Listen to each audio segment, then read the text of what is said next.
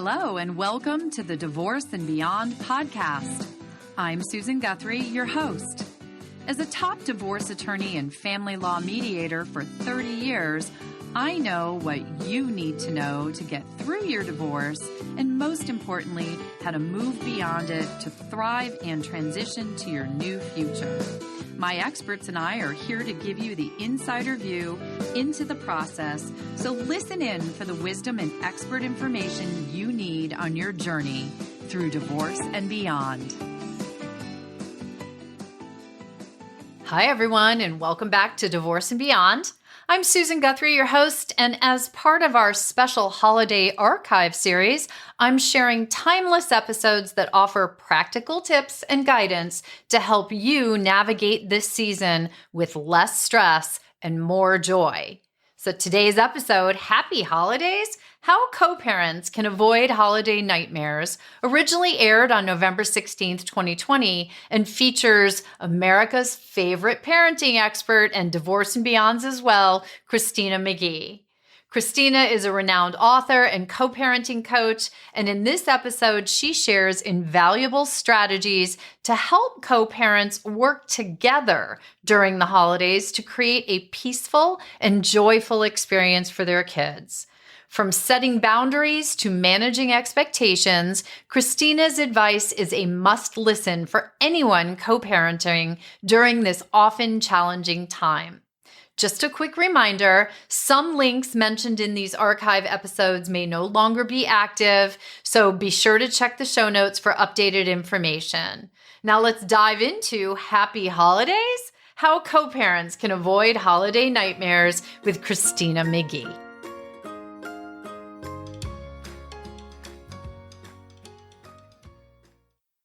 Christina, thank you so much for coming back. Oh, delighted to be here as always. This is, your series is getting such a phenomenal response from our listeners. And I, that's wonderful because I think what is indicative of, or this is indicative of the fact that, people really want to do the best they can for their kids. And you're such a wonderful resource. You have such great actionable tips for parents. I do want to point out, I see your book in the background. I forgot to grab my copy, but you are the author of Parenting Apart, which is my go-to parenting resource. I recommend it to all of my divorcing couples who have children because it's, I call it the encyclopedia. It's not a read from cover to cover. You can, and it's fantastic information, but it's really hey, we have an issue, go and look it up in the table of contents. And then there's a good 5 to 7 pages of solid content of information on what you can do about that particular instance. So everyone, I will have a link to the book as I always do in the show notes. Today we're going to talk about, as we tape this, we're going into the holiday season.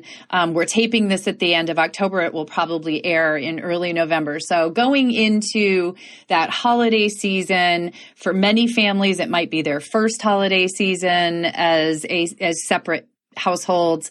It's also COVID, which is layering on anxiety and stress. And so we're going to talk about, what parents can do to keep the holidays, we'll say, merry and bright for their kids. But first, we did have a reader question from Fiona. And you very kindly have already given her a very detailed response. But I wanted to, read the question and have you give a couple of tips on Fiona's questions, because I think that they were sort of the common questions that we heard. So Fiona said, I just listened to the Talking to the Kids About Divorce. It was very insightful. I'm hoping for more actual dialogue, though, to have with my kids. I have a 4 and a 2.5-year-old, so she's got littles. I love how you call them littles. I think that's adorable. My soon-to-be ex and I have both spoken with them a bit separately about what's going on, but have not yet together. We're also selling the family home, and we'll be both living with our parents before we each create our new separate homes. Anything Christina would suggest about what to say and not to say, what should the convo we have with them together looks like? Thanks, Fiona. So what are a couple of points you'd tell the listeners about Fiona's questions? The starting point for every conversation is the parents need to draft plan. It's really hard to talk to your kids about what life is going to look like if you haven't mapped it out. So as best you can, get together and talk about what does moving forward look like for us. So in this particular situation, Fiona and her co-parent could sit down and say, okay, so when's the move taking place? How are we going to transition the kids? What's the time frame? Once you have decided the time frame, then you can think about, so when will we have a conversation? So you really want to map it out in terms of how you're going to move forward.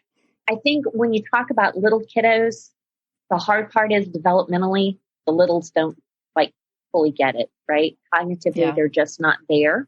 But I do encourage parents to still really focus in on the structure and consistency, because what's unique with little ones is that they pick up on the tension.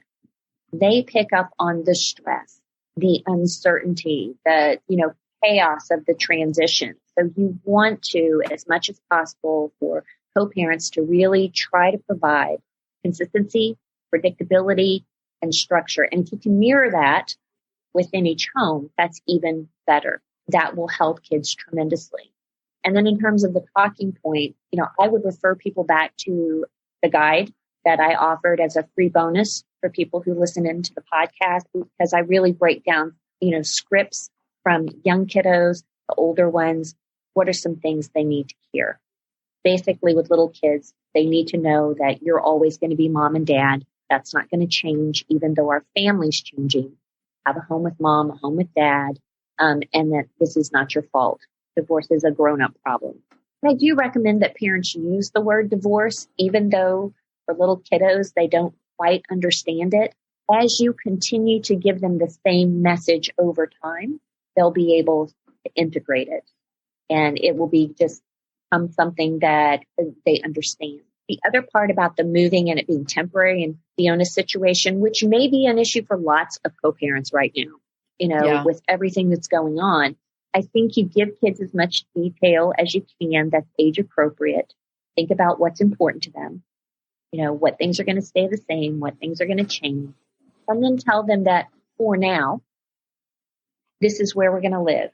This is going to be the plan.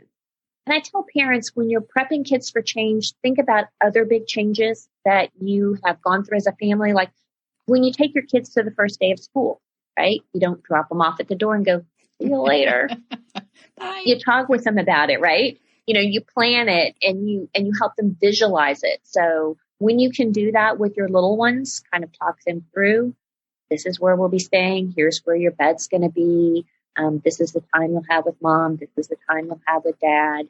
Mapping it out in that way and giving them real tangible ways to understand those transitions, like the calendars, color-coded calendars like we talked about. Fiona's children at 4 and 2.5, you're going to have a different conversation with them than you would with a 14 and 12.5-year-old. So it's just a different, it's a different place. But that's a good segue of putting all of that thought and conversation with your co-parent ahead of time into how you're going to handle the schedule or the timing before you talk to your kids, because that also translates into how you're going to handle the holidays. As a family law attorney, I have had so many conversations with families that have quickly accelerated, with couples that have quickly accelerated to very difficult emotional, issues between them when we get to how are the holidays going to be managed between two households. There is hardly a more emotional topic in divorce than this particular topic. And it's very upsetting for people. What I think happens, though, is as upset as the parents get, as you just said, the kids pick up on turmoil, they pick up on those feelings. That if you're going into the holidays with upset and turmoil, that's what the holidays are going to be for your family. Mm-hmm. So that's why I'm thrilled that Christina was able to make the time to come and speak to you all about how to manage your holidays, because just because you're having your holidays in two separate households, it doesn't have to be, I think you called it devastating. Different doesn't have to be devastating. And in fact, I've had many families have one. I myself, I have stepchildren. We do different types of holidays with the kids from the time they were 5 when I met them to they were 22, 23 now. So, let's dive into that, because one of the things that you did talk about is keeping emotions in check. I just talked about how emotional people get. You say keep emotions in check. How do parents do that? First, you've got to raise your level of awareness. You've got to be paying attention to how you're feeling. And most of us don't. We just kind of go with it. We're so focused on external factors that we're not really turning inward, and so if you find yourself really, and usually it's physically that it hits us first. Oh, yeah. Like, the stomach turns a nut, the throat, tightens up, the shoulders, your jaw clenches. And when you find that you're physically reacting to something, pay attention to that. Check in. Hard as it is, take 5-10 minutes and do it on a lunch break, do it before you go to bed, but just think about what's most important to me about this holiday? Where am I feeling uneasy? What am I stressed about? Because let's face it, the holidays are stressful, period. Even when you're not going through divorce, I don't know a parent alive that isn't a little tense about this special time that we're having and just everything that goes with it. So try to be thoughtful, and maybe even talk it over with a friend. If you feel like you need to talk about it out loud, find a trusted friend and just say, this is a first holiday and here's what I'm most worried about. I just need to kind of talk through it out loud. And I think that's the starting point.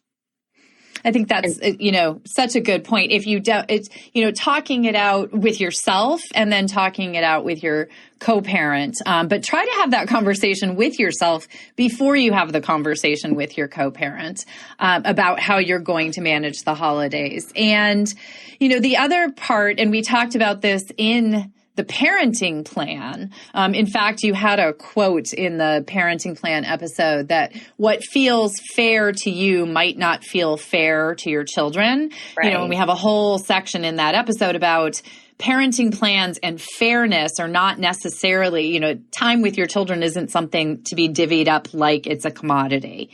You want to look at approaching your parenting time in the way that works best for your kids. Same thing with holidays. It doesn't change just because it's a holiday. So your tip is to forget being fair and to be flexible for your kids. Absolutely. Remember that it's not about the date on the calendar for kids when you're talking about holidays. I have never come across a kid who has said, on December 25th at 2:05, I really remember this time when we were all together and we baked cookies and I had the best Christmas ever. That's not what kids think about. Kids think about, we baked cookies and it was a great time and I really enjoyed that. Or when we went, and built snowmen, or when we watched Christmas movies, all afternoon and ate popcorn together. I mean, there's all kinds of things, but it's really about the experience. So focus on making meaning over the holidays. What kind of memories can you make with your kids? I love that you said, you had a different way of doing the holidays as a bonus family. We did too, because we did a year on, a year off so that the kids didn't feel conflicted over the holidays by having to drop what they were doing and rush to the other parent's house.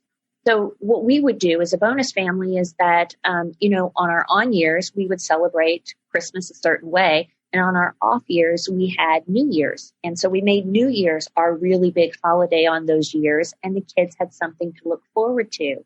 And now that, our kids are grown, we still do New Year's. And we make it a big family gathering and everybody comes together. And that's what they remember. Yes. I mean, and that's the important part. That's the significant question. And I have to say, so I have, as I mentioned, my bonus family, my bonus kids. And according to the parenting plan that was worked out, they were supposed to do that alternating holidays with us and with their mom's household. And we did that, I think, for a few years. And then it really became apparent that for the kids, their mom's house was the holiday, that was the house for them to be in. And so we just rearranged the holidays and sort of you did New Year's. We would do a couple of days after Christmas and just have a whole Christmas then. And my husband and I would do something else on Christmas Day. And it's just been that way now and it's the same for Thanksgiving. And, if they're close enough, we just sort of let everybody flow between the households. Now, my kids, my bonus kids are older now, but even when they were younger, if we were close enough, we really sort of let it be organically what seemed to be working best for them. And that is one of your tips, is to consider the kids, but also not to let them drive the bus on this issue. And so many parents do. I mean, this is I've negotiated parenting plans where it's all about, well, they say they want this, or they say they want that, or they won't go, or so what do you mean by, keeping the kids out of that driver's seat? I think it puts kids in a really difficult position when you say to them, well, who do you want to spend the holiday with? Where do you want to be? And we kind of guise it as, well, I just want to find out what the kids want. Well, that really puts kids in a no-win situation, because if they say yes to you, they're saying no to the other parent. And as I've mentioned before, I think in other episodes, kids often will really pick up on what they think a parent wants to hear. And so they may say one thing to one parent and another thing to the other parent. And each parent thinks they're the ones that are hearing the truth and that the other parent is lying. Yes. So, don't put kids in that kind of situation. I think what you can do is you can talk to kids and say, hey, can you give me some ideas about how you'd like the holiday to look like?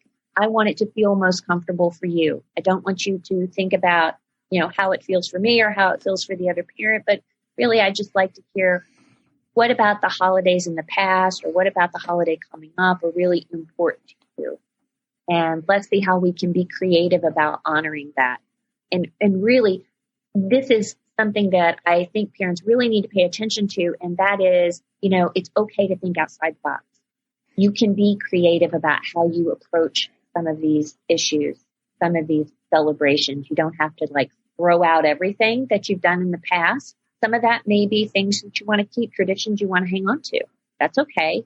But you can also establish some new ones. And that's right. Okay too. Well, and the traditions, I'm glad you mentioned that, because that is what I hear so much, and what makes, I think, trying to visualize for parents or acclimate to the idea that their children might not be there for a certain date on the calendar is because there are family traditions around those times, these holidays. And very often it involves extended family. I've always had we always do Thanksgiving at my parents' house, or Christmas Eve, we always go to church, or the first night of Hanukkah is always done this way. It's what's happened for that family up to that point in time. It's been their tradition, and that's very hard for people to imagine doing something different. Right. And so, what tips do you have for those situations where we're not just talking about what the core family, mom, dad, or mom and dad and the children, but what their extended families have always done? Right. Well, I think you need to first take a hard look at what it means for your kids. Okay. So if this is a tradition that's really important for your children, that's where I say, go back to being flexible over fair. Really base that decision around not so much the other parent, but what's it going to mean to your kids? And if, your kids aren't going to, it's not going to be a deal breaker for them if they're not celebrating Hanukkah in this way, or they're not there for midnight mass, then you may need to have a conversation with extended family. and let them understand that this is kind of part of the way that lives change when you split up, and that we'll be doing the holidays a little different. And you might get some pushback on that. My guess is that's probably not the only thing you're going to get pushback on over the course of your divorce. Probably not. It's a good time to start setting limits. And I think that limits are important regardless, because I think that's part of the stress of the holidays. We're so into trying to meet everybody's demands, all the extended family. What are they going to think? What is Aunt Edna going to think if I don't show up for a Christmas Eve party? Well, maybe this year that's just something you need to mark off your list, because it's creating a lot of tension and stress for the family. So do your best to keep the holiday stress-free. I'm taking a quick break to tell you all about an incredible opportunity to transform the way you support separating families. If you're a divorce professional looking for better tools to help parents to focus on their kids, not their conflicts, the Co-Parenting Specialist Training Program is exactly what you need. The next cohort will be happening this coming February 27th and 28th, as well as March 6th through 7th, 2025. And it's a 4-day training program that goes beyond theory. It gives you practical skills, proven strategies, and certification to showcase your expertise. Plus, you'll be joining a global community of professionals committed to reshaping how families experience divorce. If you're ready to take your practice to the next level, visit coparentingspecialist.com to learn more, and you can register now. Use the code SUSAN100 and you'll get $100 off on the registration fee. Now let's get back to our conversation with Christina McGhee and get her essential tips for co-parenting during the holidays. The holidays aren't just the happiest time of the year. They actually are a very stressful time for so many of us. So this does add that extra layer of stress, but some of that is self-created. And we put a lot of pressure on ourselves. And at a time in our lives where so much else is changing, it can feel especially traumatic to give up those traditions or have to change those traditions. But, one of the things that you always stress and that I think this episode is all about is it's about the kids. It's about their experience of those holidays. We're the grown-ups. And we can get through and deal with the grown-up issues. But for kids, holidays are that magical time for trick-or-treating or sitting down and stuffing themselves full of turkey stuffing and mashed potatoes, or, opening their present each night during Hanukkah, or whatever those traditions that families go through might be. I always go back to that scene in Ellen Bruno's film Split, where that one little girl with her sparkling eyes and her big smile said, "So that year we had like 7 Christmases and it was really awesome." It just goes to, because I, as an attorney, had said that to clients before with a look of skepticism on their faces. Like, kids don't mind having more than one holiday, trust me. But guess what? They don't. You can make it special in a lot of different ways. Well, and I tell parents, if you're like feeling conflicted, remember this, like, what's going to matter most to your kids years from now? Where they spent Christmas Eve, or the fact that their parents are fighting about where they spent Christmas? Yeah. Well, go back to the conflict conversation. Which is going to have the most impact. And sometimes looking at it from that perspective can give us the shift we need to really embrace. Because I do think that most parents want to do their very best to make this easier for their kids. It's just, we've got so many strong emotions. We get caught up in the moment. And sometimes it's hard to see how the choices we're making are going to impact our kids. Yeah. And I think that's such a good point. We are already, as we just said, struggling, going through a lot of change. And this is one more impact on us as well, for the parents, because you and I talked about this. If your children are with the other parent, it does mean that you might be spending the holiday alone. And that adds that additional layer of, maybe sadness or loss or, for the parent who doesn't have the children in that moment in time.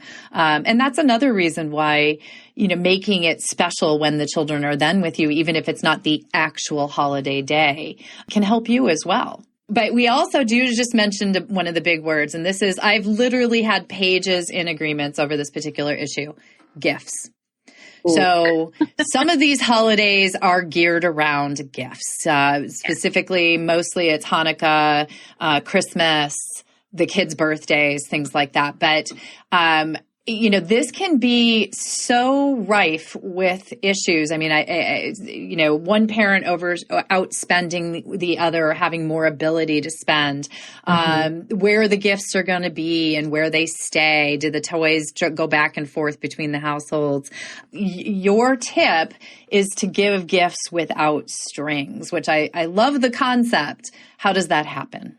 So I tell parents to really be very thoughtful about how attached they are to a gift they're giving. If you're giving a gift to a child and it's their gift, then the child should get the opportunity to decide where the gift lives or if they want to take it back and forth. It's their gift.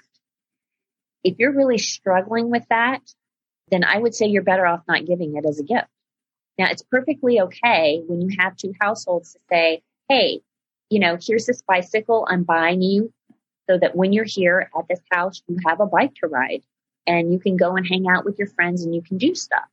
That is creating a home. It's a very different thing to say, hey, here's your bike, it's your Christmas present, and it can never go over to the other household. So they're sending two different messages. And it's really important for parents to think about how that feels for kids. Here's a gift, but... but it can only live here. Right. Not crossing the line. It's not crossing the line. And so it's important for parents to really be thoughtful about that, to think through how that feels for kids. And if you're just, if you're not sure, then you're better off not giving it. The other piece is, also don't set the other parent up and be mindful about what you're giving kids. So, it's not okay to give your kids a new puppy and say, hey, you can take it over to the other house. So, this little poop machine is going to go over to my co-parent's house. Yeah. I'm sure your dad or mom will love it. So I think that the best case scenario is for parents to have conversation about gifts, right? You can give joint gifts or, just have a conversation so you're not duplicating gifts. Because that also, creates an issue for kids when they get the same gift at each household. Like, it's a little underwhelming when they open the second one. Right. And we also, you don't think about what kind of values do you want to give your kids? Because the other thing is a lot of parents will overextend themselves. They'll just give and give and give. Where's the specialness in that?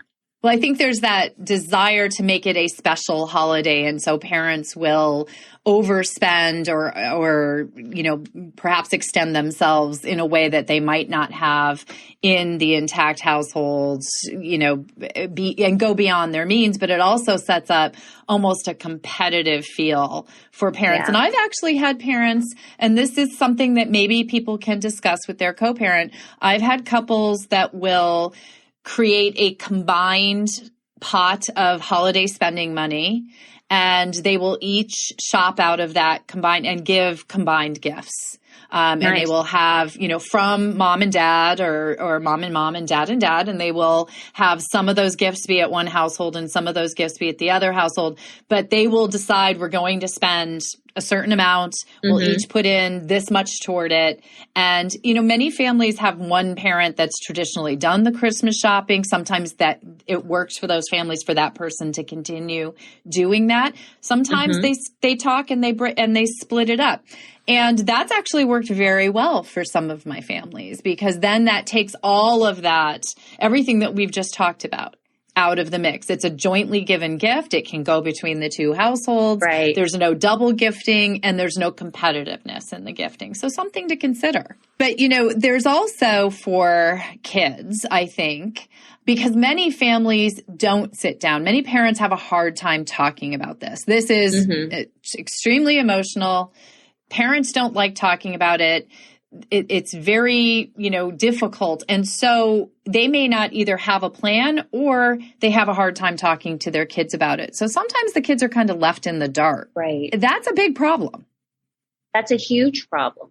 It's really difficult for kids to manage a situation when they don't know what to expect, right? And so if we want the holiday to be stress-free, part of that means understanding that kids navigate a lot of situations behind the scenes that we are not even aware of as parents. Just very simple things like Brittany's having a Christmas play. And she may be really angsting over, like, my parents aren't sitting together this year, so where do I look? And who do I go to first after the Christmas play is over? If I go to dad, is mom going to get upset? If I go to mom, is his feelings going to get hurt? How do I handle that? Sometimes we're not thinking about that as parents. So I think wherever you can kind of get ahead of it and really think about your kids, where can you minimize some of those unnecessary stressors by thinking ahead?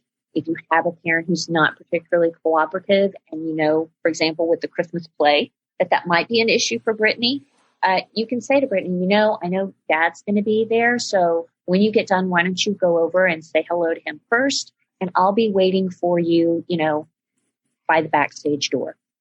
You go ahead and make a plan and you just take that stress away from them so they don't have to worry about it. I also think with the holidays, like, what's it going to look like? Where am I going to be when? Kids are wondering these kind of things. And when we're not talking about them, that creates more anxiety. So really mapping it out and saying, so this year, here's how we're going to approach the holidays and letting them know. And especially with little ones, again, back to the color-coded calendar so that they can actually see where they're going to be when. And I would also say the same is true for older kids. You might not color code it, but maybe you put it on a Google Calendar or you text it to them. But just so they're real clear, because they're not only navigating between parents, but also their friends, their boyfriend, their girlfriend. They've got a lot of other things going on. So you really want to just talk with the kids.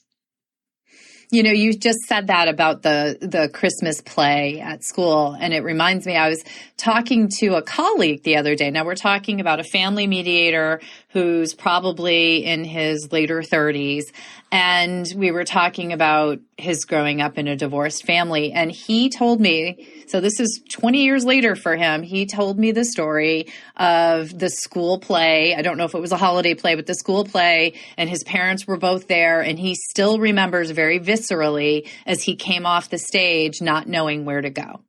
Yeah. Like, do I go to mom? Do I go to dad? So if you don't think that impacts your children, this is a divorce professional who, he choked up. He got teary when we were talking about it. And it made me feel so badly for him and wonder. So I so love that tip that the parent can alleviate that so easily by saying, I know dad's going to be there. I know mom's going to be there. Go ahead and say hi to them. And then I'll just be waiting for you, afterwards. I'm so proud of you. Have a wonderful play, break a leg or whatever. Yeah. I just love it. It doesn't have to be a big drama or trauma, but you just took that off your kid's plate of stress. I just love that.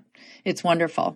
So one of the things that I wanted to just add, into the conversation when we're talking about unnecessary stressors is that, for adult children of divorce, the holidays can really, really be challenging and stressful. And a lot of times parents don't think about the impact their choices or how they're handling the holiday is going to affect their kids. So because there's no order in place telling us how to handle the holidays, a lot of times parents will have expectations. Well, of course, you're coming to see me for Christmas or Hanukkah. And the other parent may have the same expectation. And I've talked with adult children of divorce, and it really is such a challenge for them because they feel very conflicted, saying yes to one parent and saying no to the other. And they worry about letting someone down. And so they're scrambling to try to divide their time to be fair. Fair, there's that F word again, to everybody. And so I think that as parents, it's important to take into consideration how your expectations affect your adult children. And, instead of insisting that everybody is sitting at the table on Thanksgiving Day, maybe you need to shift your holiday and have an alternate, Thanksgiving celebration. Or, again, be creative about how you spend the holidays together and make it more about making a memory with your kids than what the actual date is on the calendar. And I can tell you that kids have such a high level of appreciation for a parent that is willing to be flexible and take away that unnecessary stress for them.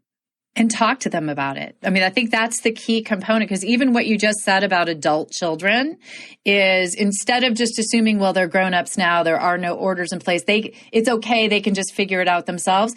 Understanding that there may still be stress there for them, and just saying to them, we've always done our Thanksgiving on Friday. That's perfectly fine to continue doing that if that works for you still. Or, we'll be fine, stay in one, do what we've done up to now, that sort of thing. But talk to them about it. We truly in our lives avoid the difficult conversations, or what we perceive to be difficult. And that only makes everything more difficult. So if there's one big lesson out of all of this, is you need to talk to your co-parent about it if you can. You need to talk to your kids about the holidays. And you need to talk, as we just started the episode, you need to talk to yourself and understand, your stressors and recognize that. But Christina, again, it's always so wonderful to have you on. We're going to have you back again next month. But thank you, because this holiday episode is something that I know is going to be a lifeline for so many families. So thank you again. Oh, thank you so much, Susan. Again, I'm so grateful for the opportunity to share information. And I just want to mention that we had talked about at the top of, I guess, before we got on, that there are some articles that you're going to post links to. So if people are looking and they want like a deeper dive into information, I've written about the holidays on several occasions. And so go check out those articles. Chances are that the question you have may just be there. And if it's not, feel free to pitch it Susan's way. Yes, actually send to divorceandbeyondpod@gmail.com. And Christina might answer your question live on another episode. And just remind people, Christina, how they can reach out to you and find out more about you and get your book. The name of my book is Parenting Apart: How Separated and Divorced Parents Can Raise Happy and Secure Kids. You can get it at any major retailer for books. And you can find me at divorceandchildren.com. I'm also on Facebook, Divorce and Children. If you want to start a conversation or are looking for some support or other parents to connect with, please, drop on by and check us out. So we'll see you again soon, Christina. And to all of you, have a happy holiday season. It's going to be fine. And just, take it slowly, be kind to yourself, be kind to your kids, and have a wonderful holiday season. Thank you for joining me today on the Divorce and Beyond podcast. I hope you found some information and inspiration to help you on this journey. Please join me every Monday at 6 a.m. Eastern Standard Time for a new episode. And if you like the show, please take the time to subscribe and leave me a 5-star review on iTunes. You can also find more information on the website at divorceandbeyondpod.com, where you'll find links to the YouTube channel, transcripts of the episodes, and other bonus content. So I'll see you next week to help you move through your divorce and beyond.